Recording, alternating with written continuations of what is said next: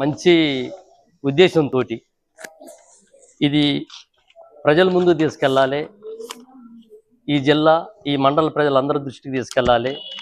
ఈ మండల అభివృద్ధి కోసం మనము కృషి చేయాలి అనేటువంటి ఒక మంచి ఉద్దేశంతో ముందుకు వచ్చినటువంటి మీడియా మిత్రులు మన చంద్రకి ముఖ్యంగా ధన్యవాదాలు తెలియజేస్తూ ఇక్కడ అనేక విషయాలు రాశారు.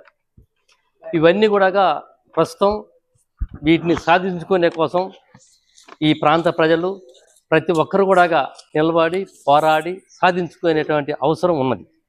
ఈ అవసరాన్ని తెలియజేస్తూనే ఇవాళ ఇక్కడ ఇది ఏర్పాటు చేయడం జరిగింది. బయ్యారంను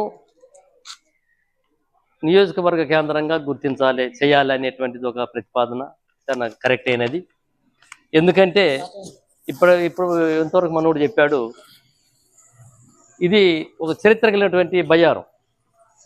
ఇవాళ మన దేశంలోనే బయ్యారపు ఉక్కు గనులు అనేటువంటి పేరుతోటి దేశవ్యాప్తంగా పేరు మోగిపోయింది.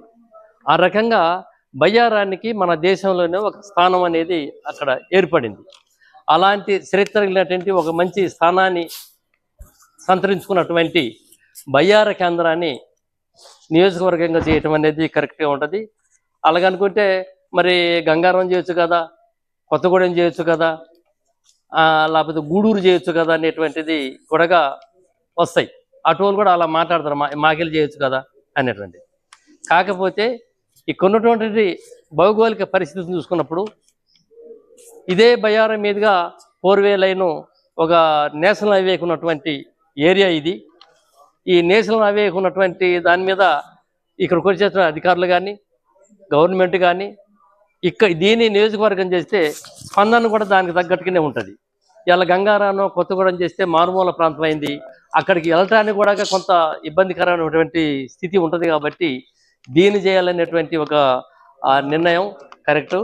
దీని సాధన కోసం మనందరం నిలబడాలి, సాధన కోసం పోరాడాలనేది నేను కోరుతున్నాను. అదేవిధంగా ఇది ఒక 5 మండలాలను చేస్తే ఒక నియోజకవర్గంగా అవుద్ది. దాదాపుగా అంతే 5 నియోజకవర్గాలు కలిపి ఒక మండలం.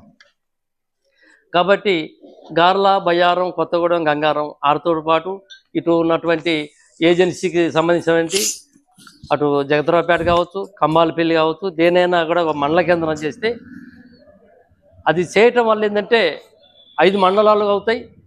అంతేకాకుండా ఆ ఏజెన్సీ ప్రాంతం కూడా డెవలప్మెంట్కి అది అవకాశం ఉంటుంది. అక్కడ ఒక ఎంఆర్ఓ ఆఫీసు, అక్కడ ఒక పోలీస్ స్టేషన్ ఉంటుంది, అక్కడ ప్రభుత్వ యంత్రాంగం అందుబాటులో ఉంటుంది. కాబట్టి ప్రజలు ఒక 35 కిలోమీటర్ల దూరం నుంచి ఇక్కడికి రావటం కానీ చేయటానికి ఇబ్బంది కూడా ఉండదు.